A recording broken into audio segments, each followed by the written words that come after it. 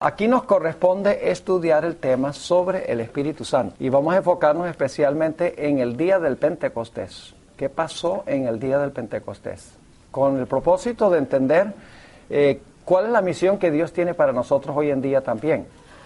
Pero antes de entrar a estudiar, queremos orar, así que inclinemos nuestros rostros y vamos a pedir la bendición del Señor. Padre Celestial, gracias te damos por el privilegio de encontrarnos en estas reuniones. Te damos gracias porque has traído a jóvenes de diferentes sitios con la intención de conocerse unos a otros, pero especialmente para conocerte mejor a ti. Amén. Pedimos, Señor, que bendigas nuestro estudio, danos claridad de pensamiento, danos corazones dispuestos para recibir tu palabra. Danos también tu poder para que podamos implementar la palabra en nuestra vida. Te lo pedimos en el precioso nombre de tu Hijo, Cristo Jesús. Amén. Amén. Cuando pensamos del día del Pentecostés, generalmente pensamos en cuanto a los fenómenos que ocurrieron en la tierra. Nos viene a la mente, por ejemplo, lenguas de fuego, un recio viento, y el hecho de que los que estaban presentes empezaron a hablar en diferentes idiomas. Es decir, cuando hablamos del Pentecostés, generalmente nos enfocamos en lo que sucedió en la tierra en el día del Pentecostés. Pero en realidad vamos a encontrar en nuestro estudio que el evento importante no fue el que ocurrió en la tierra. Lo que pasó en la tierra en realidad era un anuncio de un evento muy importante que se había realizado en el santuario celestial. Así que vamos a enfocarnos no solamente en el evento terrenal, sino que nos vamos a enfocar en el evento celestial.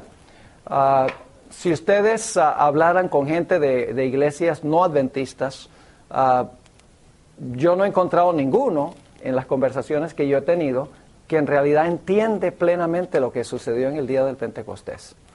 Entienden que en la tierra hubo lenguas de fuego, hubo un recio viento, hubo diferentes idiomas que la gente habló, pero no hacen la conexión entre lo que sucedió en la tierra y lo que ocurrió en el cielo en ese mismo momento. Así que el evento más importante ocurrió no en la tierra, sino en el cielo. Ahora, para comenzar, quiero mostrar un patrón que nosotros tenemos en la Biblia, un patrón muy común donde se repite el mismo fenómeno vez tras vez. Y es que primero se ofrece un sacrificio o una ofrenda. Y luego, inmediatamente después del sacrificio o la ofrenda, cae fuego del cielo para consumir la ofrenda, en señal de que Dios acepta el sacrificio. Ese es un fenómeno que se ve a través de toda la Escritura. Quiero darles el primer ejemplo de esto. Les voy a dar varios ejemplos de la Biblia, de este fenómeno, sacrificio, y luego Dios llueve fuego, mostrando que acepta el sacrificio. El primer ejemplo no está directamente mencionado en la Biblia, pero el Espíritu de Profecía sí lo menciona. Y a la luz de todos los otros casos, sabemos que así sucedió. Se refiere la hermana White al sacrificio que ofreció Abel y cómo Dios mostró que aceptó el sacrificio de Abel.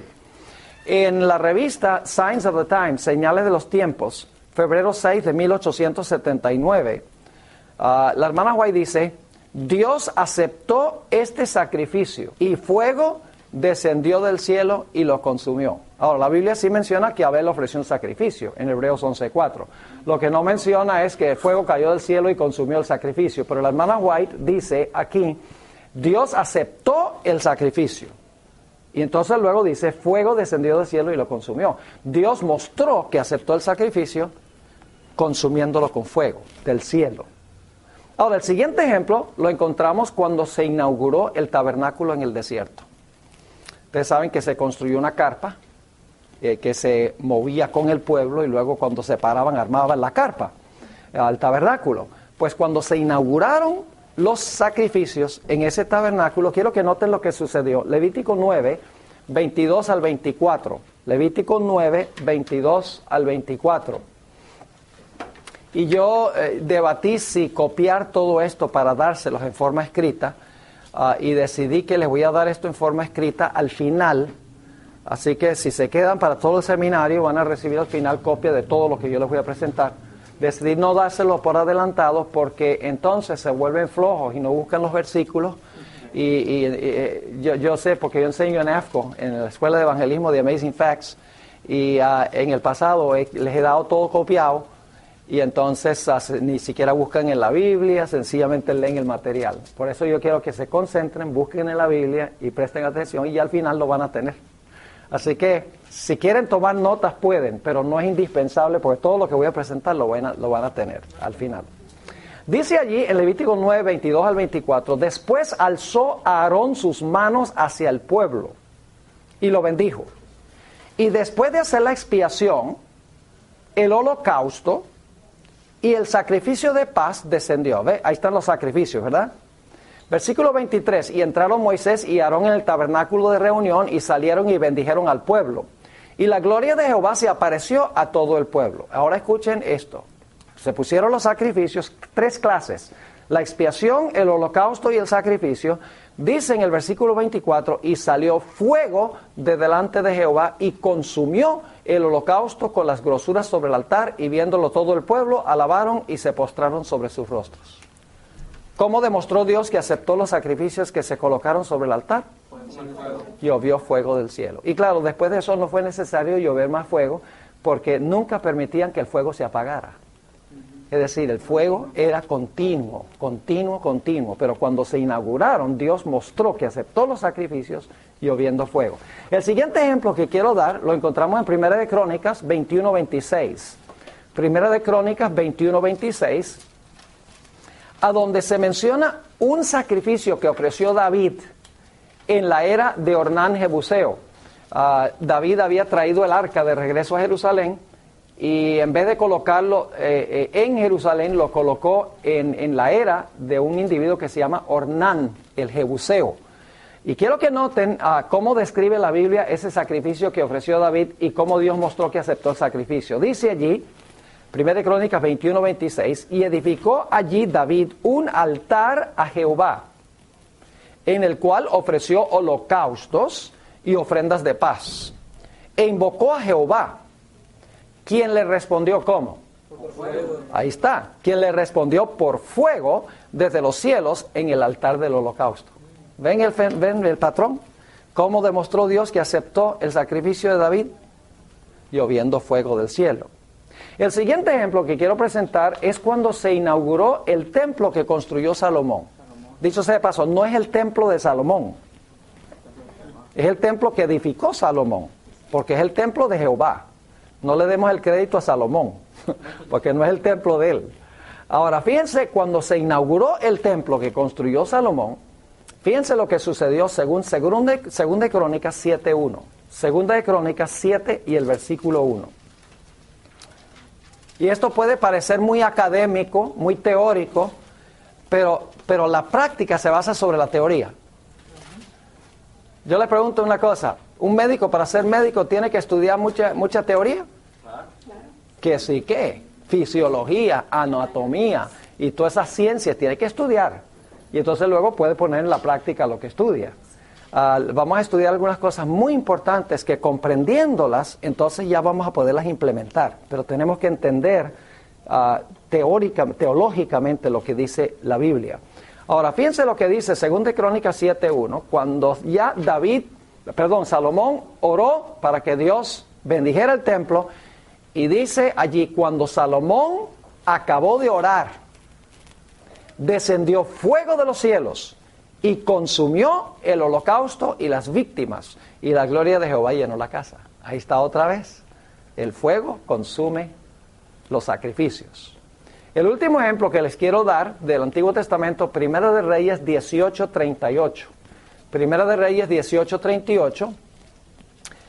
Esto es cuando Elías colocó las víctimas sobre el altar. ¿Recuerdan la experiencia de Elías? Cuando en el Monte Carmelo. Ahora fíjense, 1 de Reyes 18:38, lo que sucede.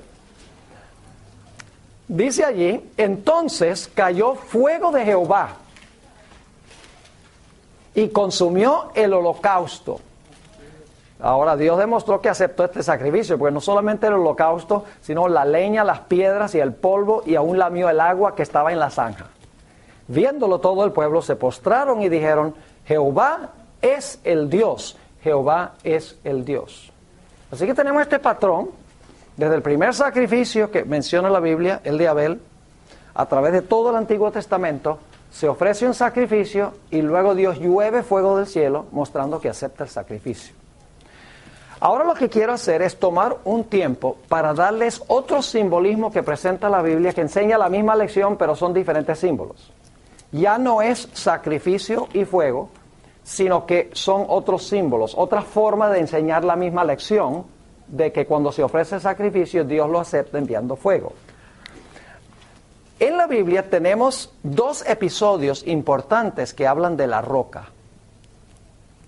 Ahora, quiero que examinemos esas historias en cuanto a la roca, para que vean que eso es paralelo a el fenómeno de sacrificio y luego fuego. El primer episodio está en Éxodo 17, 1 al 6. Éxodo 17 y el versículo 1 hasta el versículo 6. Recuerden que es la misma lección de que Dios acepta el sacrificio lloviendo fuego, es la misma lección, pero con diferentes símbolos, una diferente forma de decirlo. Ahora, fíjense Éxodo 17, 1 al 6.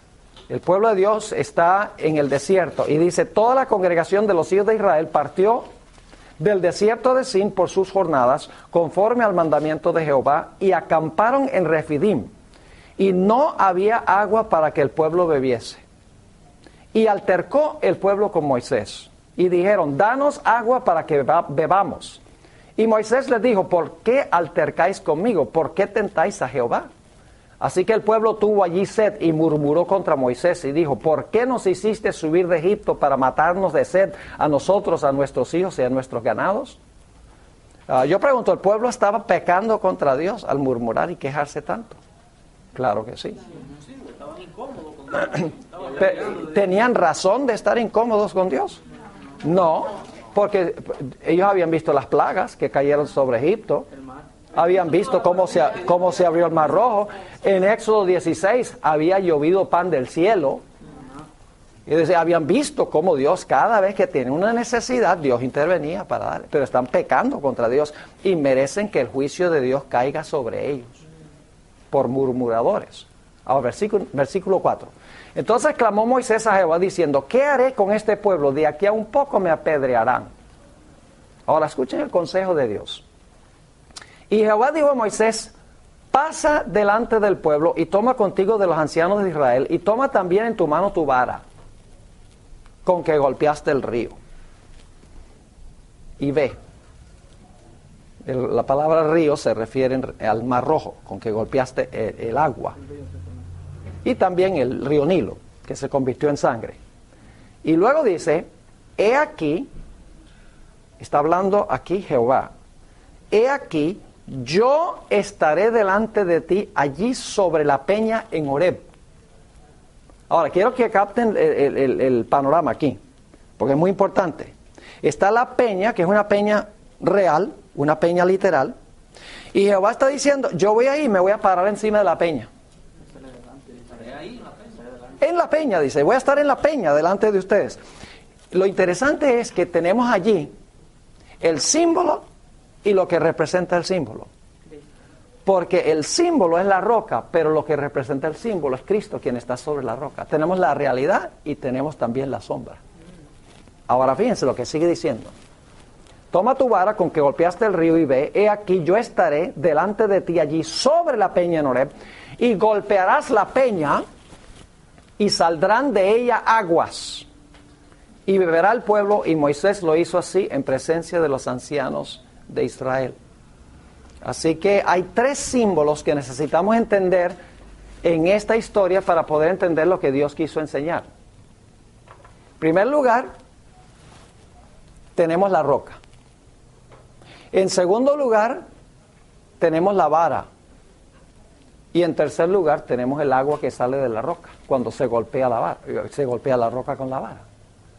Ahora, ¿qué quiso enseñar Dios con esto? Bueno, tenemos que interpretar los símbolos, tenemos que determinar qué significan los símbolos. Preguntemos en primer lugar, ¿qué representa la roca? ¿Qué simboliza la roca? Bueno, vamos a Éxodo 32 y el versículo 4. La Biblia se explica a ella misma cuando comparamos un versículo con otro versículo. Noten Deuteronomio 32 y el versículo 4. Deuteronomio 32, 4. ¿Qué dije yo, Éxodo? Sí, Deuteronomio 32, 4. Yo pregunto, ¿creen ustedes que aún el pueblo de Israel podría haber entendido que la roca no era sencillamente una piedra, sino que representaba algo más que una roca? Claro. ¿En el Antiguo Testamento podrían haber sabido eso? Sí. Claro que sí, ya allá podrían haberlo sabido. Y ustedes dicen, ¿cómo saben? Bueno, noten lo que dice Deuteronomio 32, 4. Hablando de Dios, dice, Él es la roca cuya obra es perfecta. ¿Quién es la roca? Jehová es la roca, ¿verdad? Jehová es la roca. Entonces, ¿qué representa la roca? La roca representa a Jehová. Pero yo pregunto, ¿quién es este Jehová que se menciona aquí? El Padre es Jehová, el Hijo es Jehová y el Espíritu Santo también es Jehová. Pero la pregunta clave es, ¿cuál de las tres personas es la roca aquí? No hay que adivinar. Vayan a 1 Corintios 10 y el versículo 1 al 4. Nos dice quién era esa roca, quién representaba esa roca. 1 Corintios 10 y el versículo 1 al 4. Muy importante estos detalles. 1 Corintios 10, 1 al 4. Aquí el apóstol Pablo está relatando algunas experiencias de la historia de Israel. Dice, porque no quiero, hermanos, que ignoréis que nuestros padres todos estuvieron bajo la nube, y todos pasaron el mar, y todos en Moisés fueron bautizados en la nube y en el mar. Está hablando de lo que pasó con Israel, ¿verdad? Sí. Y todos comieron el mismo alimento que espiritual, y todos bebieron la misma bebida espiritual, porque todos bebieron de la roca espiritual que los seguía, y la roca era Cristo. ¿Qué representaba la roca? Entonces, ¿quién era el que estaba parado encima de la roca? Cristo. Cristo estaba parado encima de la roca. Se le denomina Jehová porque estamos en el Antiguo Testamento. En el Antiguo Testamento se llama Jehová. Ahora, fíjense qué interesante. Entonces, está la roca y parado encima de la roca está lo que representa la roca. El símbolo y la realidad hacia la cual apunta el símbolo. Ahora sabemos entonces que la roca representa a Cristo. Ahora necesitamos preguntar, ¿qué representa la vara? Bueno, lo único que tenemos que hacer es la vara de Moisés, ¿verdad? ¿Qué sucede cada vez que Moisés levanta la vara? El pueblo está... Cada vez que Moisés levanta la vara, cae un juicio. Y cuando Moisés específicamente toma la vara y azota, cae un juicio. Por ejemplo, le voy a dar varios ejemplos. Moisés dice que golpeó las aguas y se convirtieron en sangre. ¿Es un juicio de Dios, sí o no? Sí. Claro que sí. Dice que golpeó el polvo y salieron piojos. Es decir, golpeó y como resultado viene un ¿qué? Un juicio. Golpeó a los primogénitos de Egipto y murieron. Golpeó las aguas del Mar Rojo y se ahogaron los egipcios. Es decir, el acto de golpear con la vara representa que está cayendo ¿qué cosa? Que está cayendo un juicio de Dios. Pero ahora tenemos un problema. La vara cae ¿sobre qué? La roca. ¿Y la roca representa a quién? A Cristo. Entonces, ¿qué significa eso? Que la vara de juicio cae sobre Cristo. ¿Será posible? Vamos a Isaías 53 para que vean algo muy interesante. La misma palabra golpear que se usa en Éxodo 17, donde dice que Moisés golpeó la roca, la mismita palabra se usa en Isaías 53, una profecía en cuanto al Mesías. Ajá. Fíjense lo que dice Isaías 53 y el versículo 4. Es una profecía en cuanto a Jesús, escrita 700 años antes de nacer Jesús. Dice, ciertamente llevó Él nuestras enfermedades y sufrió nuestros dolores. Ahora escuchen bien. Y nosotros le tuvimos por... Esa es la misma palabra donde dice que Moisés golpeó la roca. Y la idéntica palabra hebrea. Nosotros le tuvimos por azotado, pero ahora escuchen lo que es interesante. Por azotado, por herido, ¿de quién? De Dios. De Dios y abatido. Juicio. La vara del juicio de Dios cayó ¿sobre quién? Sobre la roca. Sobre la roca, Cristo Jesús. ¿Están captando el panorama? La vara del juicio de Dios cayó sobre la roca, Cristo Jesús. Eso es lo mismo que el sacrificio con que empezamos. Cristo, cuando fue sacrificado por el pecado, estaba sufriendo el castigo que debemos sufrir nosotros. Estaba sufriendo la vara del juicio de Dios cuando fue sacrificado. Solo que aquí eso se ilustra con el símbolo de golpear la roca. Ahora, ¿qué sucedió cuando se ofrecía el sacrificio? ¿Qué sucedía? Como que Dios mostraba que aceptaba el sacrificio. Caía fuego. ¿Cómo demostró Dios que aceptó el azotar de la roca? El agua. El agua que salió de la roca. ¿Me están entendiendo? Sí. Es decir, la roca y el agua es lo mismo que el sacrificio y el fuego, pero son simbolismos distintos. Así que tenemos que entender qué representa el agua. Porque ya sabemos que la roca es Cristo, la vara es juicio, el acto de azotar con la vara significa el juicio cae sobre la roca, Cristo Jesús. Debería haber caído ¿sobre quién? Sobre Israel. Pero en lugar de caer sobre Israel, cayó sobre la roca. Porque Él fue herido por nuestras rebeliones, dice en Isaías 53. Ahora, ¿qué representa el agua? Vamos a Juan 7, 37 al 39. Juan 7, 37 al 39.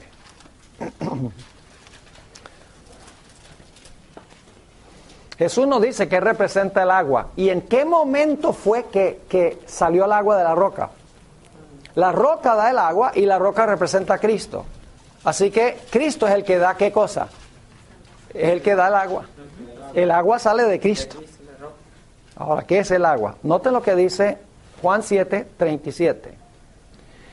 En el último y gran día de la fiesta, esta es la fiesta de los tabernáculos, el octavo día de la fiesta de los tabernáculos, dice, Jesús se puso en pie y alzó la voz diciendo, si alguno tiene sed, venga a mí y beba. Interesante. ¿Quién es el que tiene el agua para dar? Cristo. Jesús, así que Él es la roca, ¿verdad? Dice, venga a mí y beba. Ahora escuchen bien.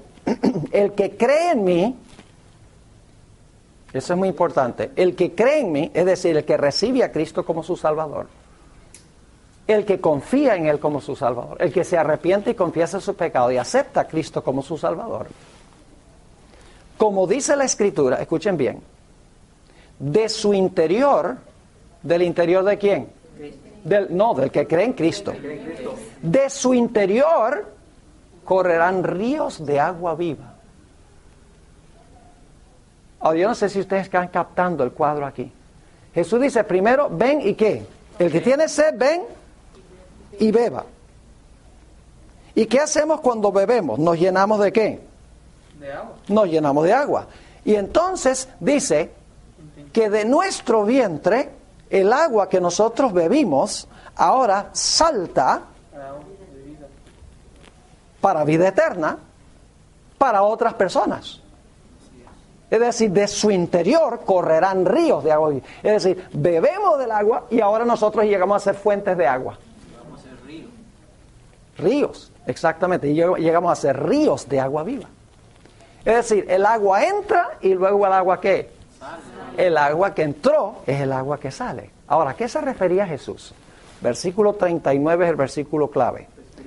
Esto dijo del Espíritu. ¿Qué representa el agua?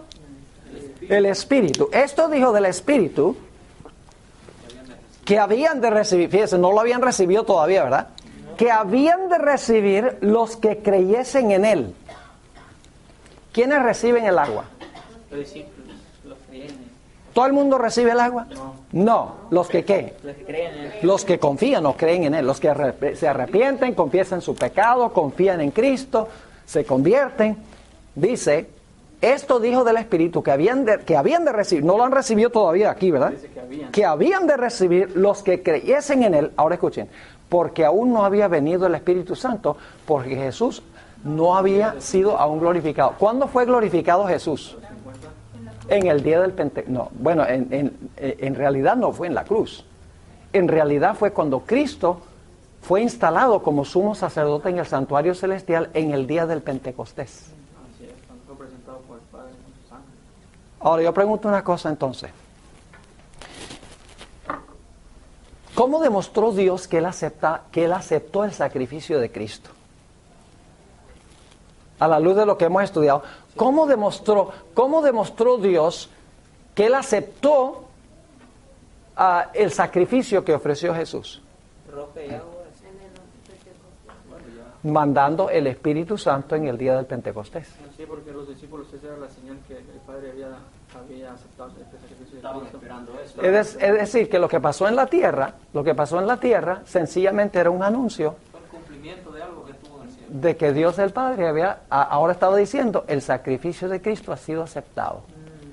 Y el Espíritu Santo está disponible. Pero Jesús había... Ahora fíjense, déjenme ilustrar el punto. El que bebe el agua llega a ser una fuente de agua. Les doy otra ilustración para que podamos entender. Salimos en una noche bien clara aquí en Fresno, porque hay muchas en el verano. Y uno mira al cielo y ve esa luna llena, linda, grande. Y la gente dice, ¡ay, qué linda está la luna, tan romántica esta noche tan grande! Pero en realidad eso es una verdad parcial, porque en realidad la luna no tiene luz. Es el sol que La luz de la luna es la luz del sol. Entonces lo que hay que decir es, ¡ay, qué lindo está el sol esta noche! Sí. Porque la luna no tiene gloria. La luna recibe la gloria del sol y la transmite a la tierra. Así es, No nosotros... lo decimos. ¿Cómo? No lo decimos. Qué lindo está el sol. No lo decimos, No pero, decimos la luna. pero deberíamos. Deberíamos. Porque fíjense, nosotros somos lunas y Cristo es el sol, por así decirlo. Y Cristo, cuando Cristo brilla sobre nosotros, nosotros brillamos sobre otros. Cuando nosotros bebemos el agua, nosotros llegamos a ser ríos de agua para otras personas. Si no somos ríos, es porque no hemos bebido. ¿Me están entendiendo? La mayor señal, escuchen, la mayor señal de que estamos convertidos y en verdad amamos a Jesús es que vamos a querer contarle a otros la experiencia que hemos tenido. Eso es lo que nos está enseñando esto.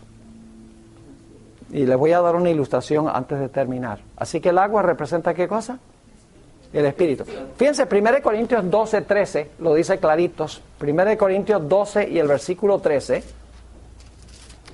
El apóstol Pablo dice, porque por un solo espíritu fuimos todos bautizados en un cuerpo, sean judíos o griegos, sean esclavos o libres, y a todos se nos dio, escuchen bien, a beber de un mismo espíritu.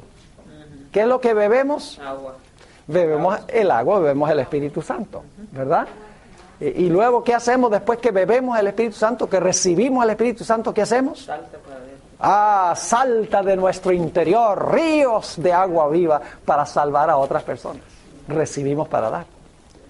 Y fíjense lo que pasó en el día del Pentecostés. Esto es lo que es interesante. Jesús dijo, recibiréis poder. Y luego dice, y me seréis testigos. Así es. Mayores cosas, ¿verdad? ¿Eh? ¿Están entendiendo? Sí. Recibiréis poder es beber el agua. Y me seréis testigos, ahora es que el agua salta de nuestro interior para alcanzar a otras personas. Amén. Si no estamos testificando, no tenemos una relación con Cristo. La hermana White dice que toda persona que tiene unión con Cristo impartirá luz.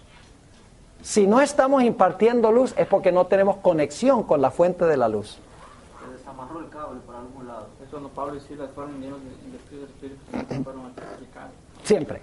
En el libro de Hechos siempre es eso.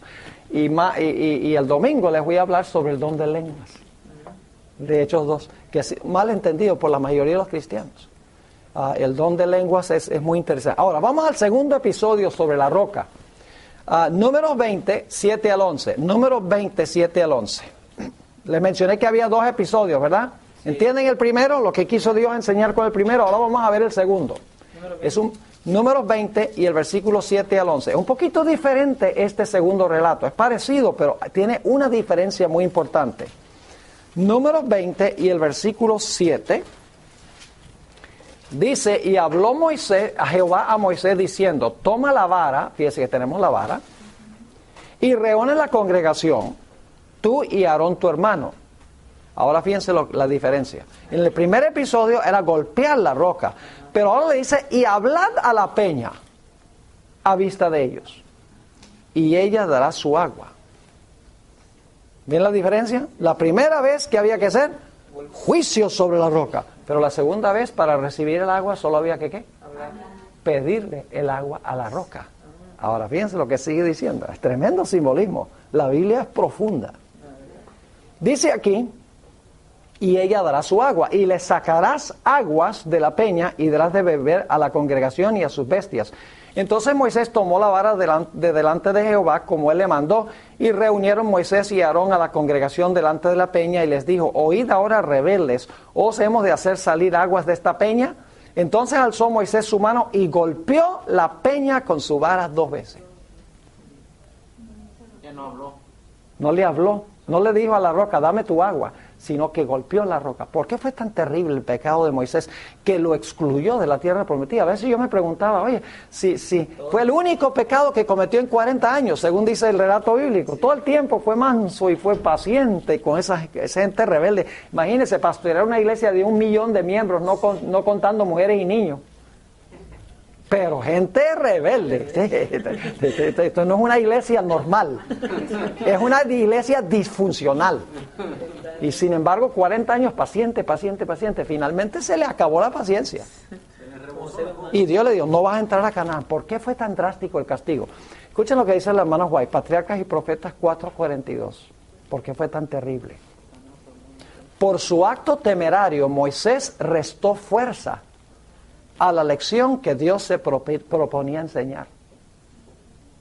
Siendo la roca un símbolo de Cristo, había sido herido una vez, como Cristo había de ser ofrecido una vez. La segunda vez bastaba hablar a la roca, así como ahora solo tenemos que pedir las bendiciones en el nombre de Jesús. Amén. Dice, al herir la roca por segunda vez, se destruyó el significado de esta bella figura de Cristo. Arruinó el símbolo que apuntaba hacia Cristo. ¿Qué página? Esa es la página 442. Ahora escuchen bien, la Biblia enseña esto. Lucas 11 y el versículo 13. Lucas 11 y el versículo 13. Dice aquí, ¿qué tenemos que hacer para recibir el Espíritu Santo hoy? Jesús tiene que morir de nuevo y tiene que seguir muriendo y el Padre tiene que castigarlo. ¿Es así? No. El libro de Hebreos dice que murió de una vez por todas. Varias veces dice, de una vez por todas. Pero ¿saben lo que enseña la Iglesia Católica? Que en cada misa se sacrifica a Cristo de nuevo. Los que han sido católicos y conocen algo de teología católica, saben, se le llama el sacrificio de la misa. Si Dios excluyó a Moisés de la tierra de Canaán, ¿cómo no va a excluir a los que hoy en día enseñan que Cristo tiene que seguir siendo sacrificado? Es blasfemia eso. Porque la Biblia dice que Jesús murió de una vez por todas. Y para recibir el Espíritu Santo hoy, lo único que tenemos que hacer es hablar, pedir. Fíjense lo que dijo Jesús, Lucas 11:13. Pues si vosotros siendo malos, sabéis dar buenas dádivas a vuestros hijos, ¿cuánto más vuestro Padre Celestial dará el Espíritu Santo a los que se lo pidan? Ahí es decir, hoy para recibir el Espíritu Santo solamente tenemos que hablarle a la roca. Y la roca es Cristo, tenemos que pedirle el Espíritu Santo. Ahora entonces, vamos a resumir lo que hemos estudiado porque ya nos quedan solamente unos 10, 15 minutos.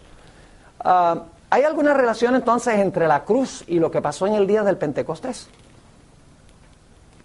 ¿Hay alguna conexión entre la muerte de Cristo y lo que pasó en el día del Pentecostés? Claro que sí. ¿Cuál fue el propósito del fuego en el día del Pentecostés? Que vieron las lenguas de fuego, que vieron los que estaban en el aposento alto. ¿Cuál fue el propósito de las lenguas de fuego? Que Cristo había sido glorificado.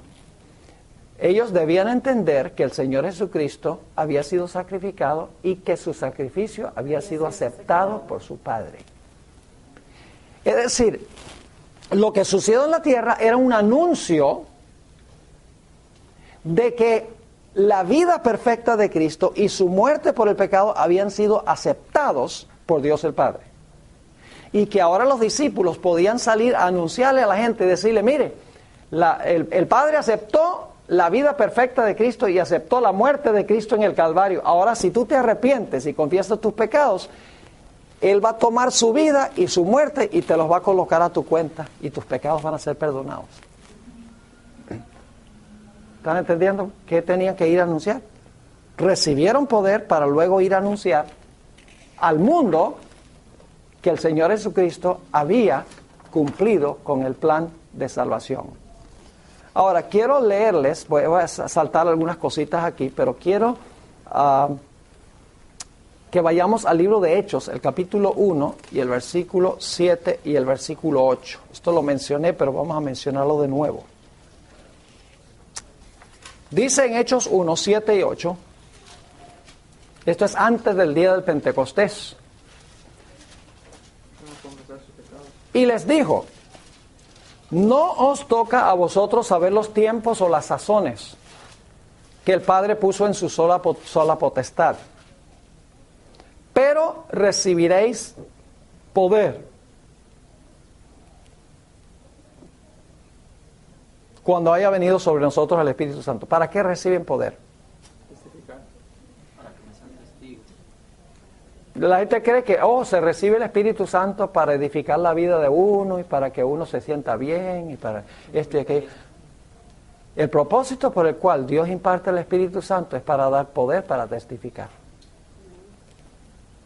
Dice, pero recibiréis poder cuando haya venido sobre vosotros el Espíritu Santo y me seréis ¿qué? Testigos. Ahí está. ¿Por qué? ¿Cuál es el propósito del poder? Testigos. Testificar. Y me seréis testigos en Jerusalén, en toda Judea, en Samaria y hasta lo último de la tierra. ¿Y saben lo que es interesante? Si ustedes miran el libro de Hechos, y esto lo voy a compartir con ustedes el domingo, si están todavía acá, pero el libro de Hechos de los Apóstoles sigue el mismo orden de este versículo, porque Hechos, los primeros 5 capítulos se están realizando en Jerusalén. Hechos 7 es en Judea. En Hechos 8, el Evangelio va a Samaria. Y luego en Hechos 10, hasta el final del libro, está yendo a Corinto y a Cesarea, y está yendo a Éfeso, y está yendo a los lugares más recónditos de la tierra. Es decir, el libro de Hechos está organizado de acuerdo a este versículo. Porque todavía había gracia para los judíos. Todavía había 3 años y medio, después es que van los gentiles, exactamente. Así que dice, recibiréis poder y me seréis ¿qué? Me seréis testigos. Ahora, quiero darle la última ilustración de este asunto, para que podamos entender. ¿Han entendido lo que hemos estudiado hasta ahora? Ahora, ¿te recuerdas la experiencia de la mujer samaritana? Jesús vino y se sentó ahí cerca del pozo de Jacob. Era mediodía, según dice la Biblia, calor terrible. La gente no va a sacar agua a mediodía allá, pero la mujer vino a mediodía porque tenía mala reputación. Era moralmente tachable su vida. Entonces viene a mediodía pensando que nadie va a estar ahí, porque nadie saca agua a esa hora, porque hace demasiado calor. Y Jesús está sentado allí, viene la mujer y Jesús le dice, dame agua de beber. Y la mujer enseguida le dice, ¿cómo es que tú, siendo un judío, le pides agua a una mujer samaritana? Pues los judíos no hablan con los samaritanos, y viceversa.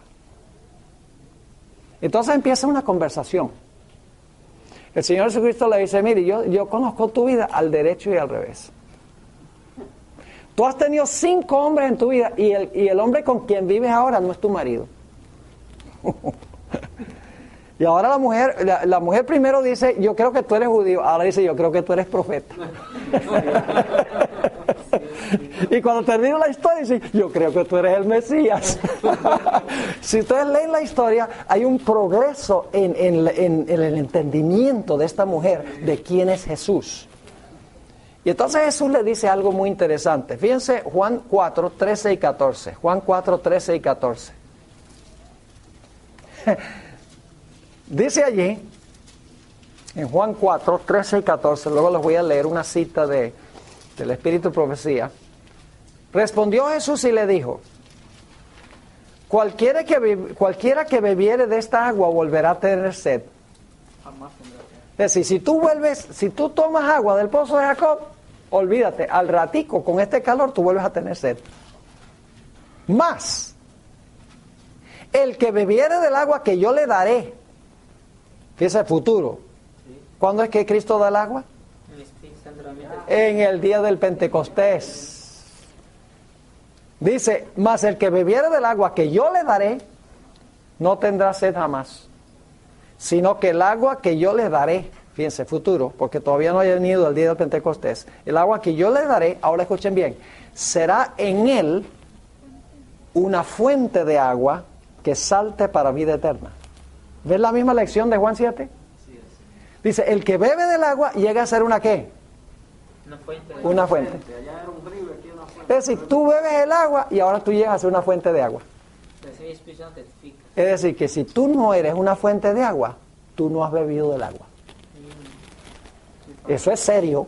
Sí, que no sirve fácil. Si nosotros no sentimos un deseo intenso de contarle al mundo, mire, Cristo vivió una vida, la vida que Dios nos exige a nosotros, que nosotros tenemos una vida pero deplorable. La vida que Dios nos exige a nosotros, la vivió Jesús. Y la muerte que nosotros merecíamos, la murió Jesús. Y si tú te arrepientes y confiesas tus pecados y crees en Cristo Jesús, Dios va a tomar la vida de Jesús y la muerte de Jesús y te los va a poner a tu cuenta y Dios te va a mirar como si nunca hubieras pecado. Esas son buenas nuevas. Si nosotros hemos tenido esa experiencia, vamos a tener ese anhelo profundo de ir a contarle a todo el mundo, a pararnos encima del techo a contarle a la gente. Si no sentimos eso, es porque no hemos tenido la experiencia con Jesús.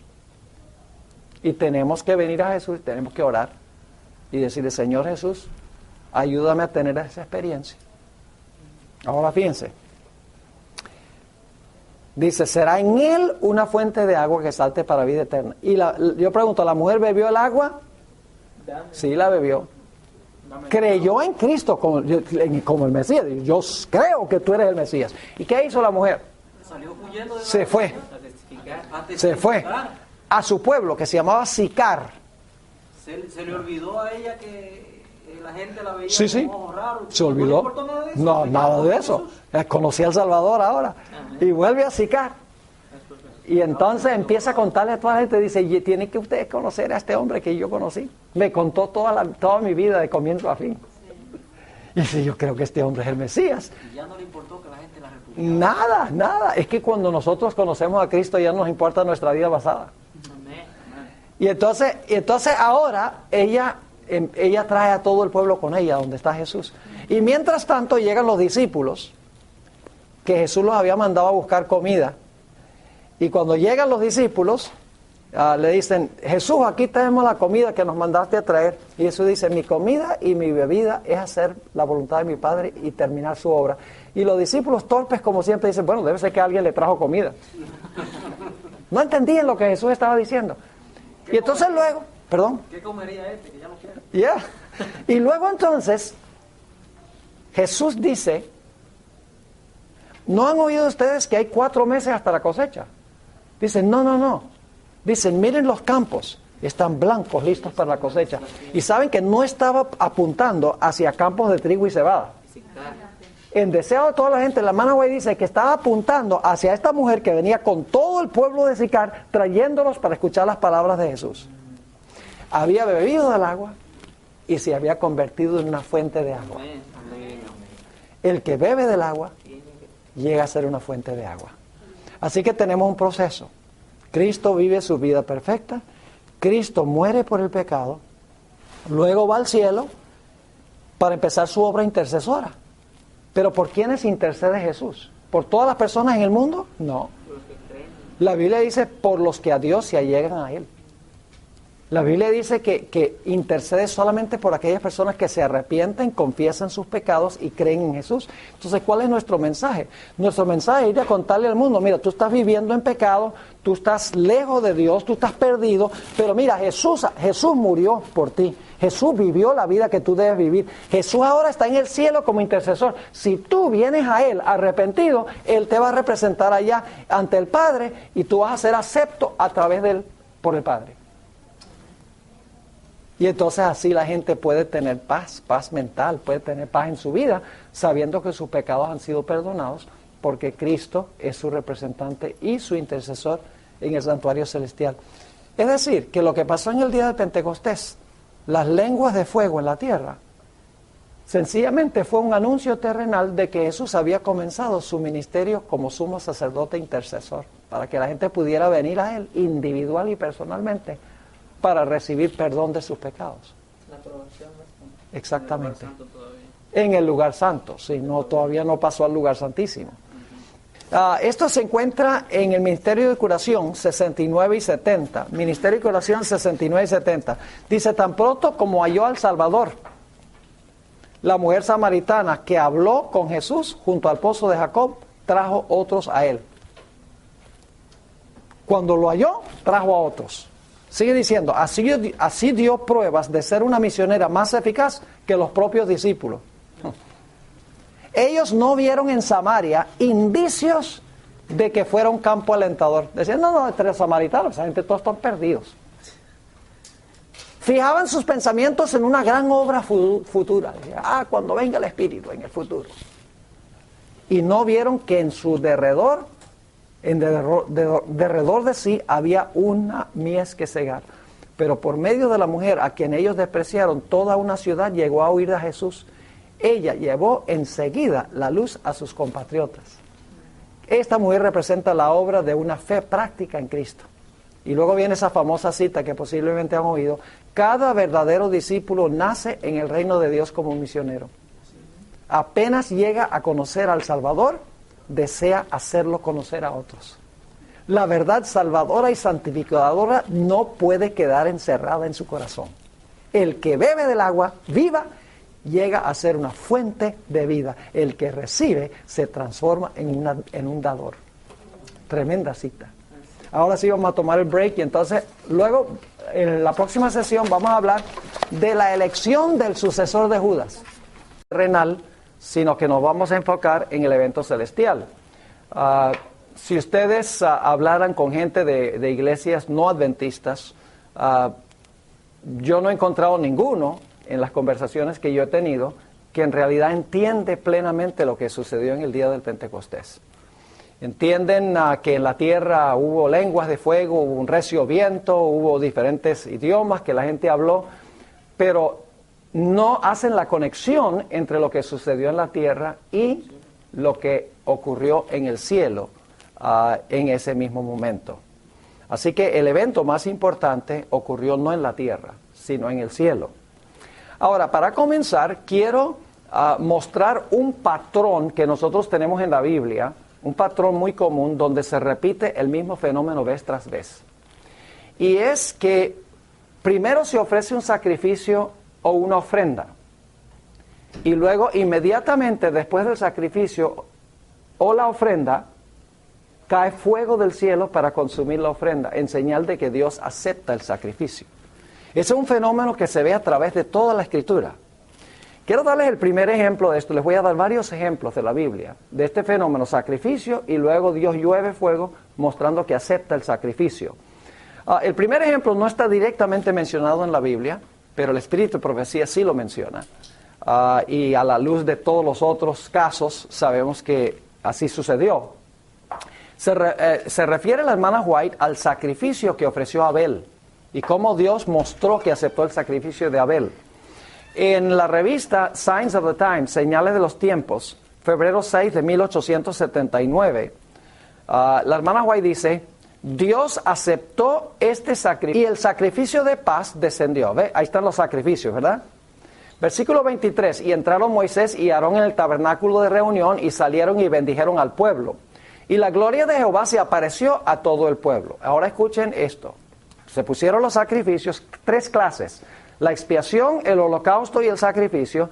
Dice en el versículo 24, y salió fuego de delante de Jehová y consumió el holocausto con las grosuras sobre el altar, y viéndolo todo el pueblo, alabaron y se postraron sobre sus rostros.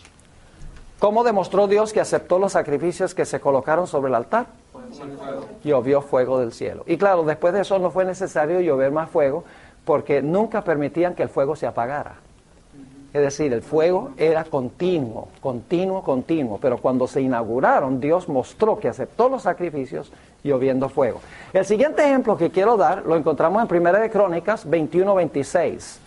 1 de Crónicas 21:26, a donde se menciona un sacrificio que ofreció David en la era de Ornán Jebuseo. David había traído el arca de regreso a Jerusalén, y en vez de colocarlo en Jerusalén, lo colocó en la era de un individuo que se llama Ornán, el Jebuseo.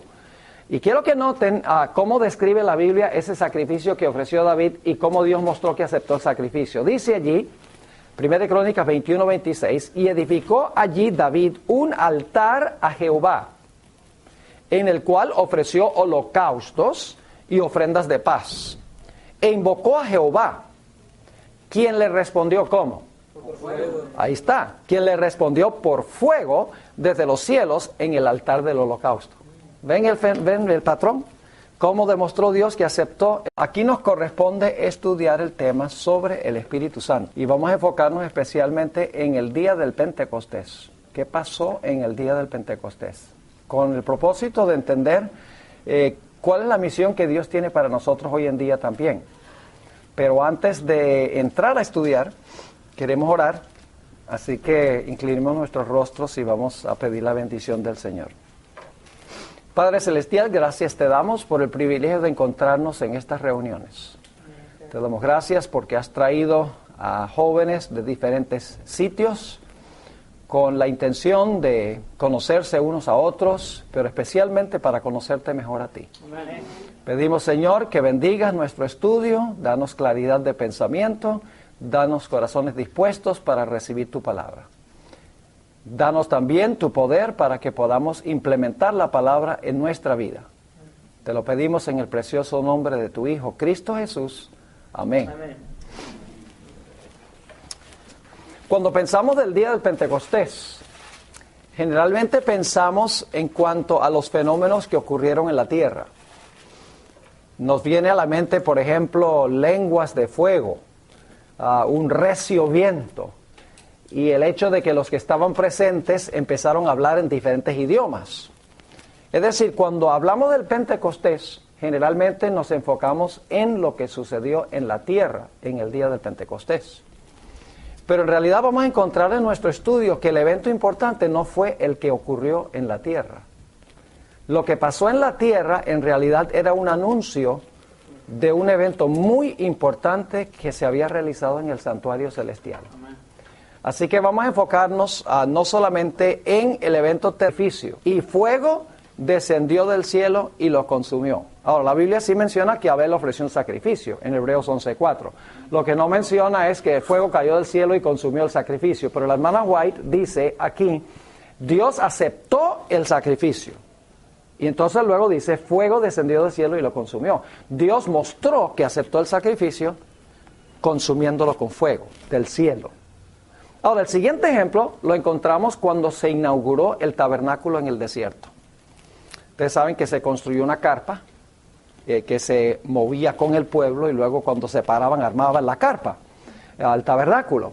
Pues cuando se inauguraron los sacrificios en ese tabernáculo, quiero que noten lo que sucedió. Levítico 9, 22 al 24. Levítico 9, 22 al 24. Y yo debatí si copiar todo esto para dárselos en forma escrita y decidí que les voy a dar esto en forma escrita al final. Así que si se quedan para todo el seminario van a recibir al final copia de todo lo que yo les voy a presentar. Decidí no dárselo por adelantado porque entonces se vuelven flojos y no buscan los versículos. Yo sé, porque yo enseño en AFCO, en la Escuela de Evangelismo de Amazing Facts, y en el pasado les he dado todo copiado.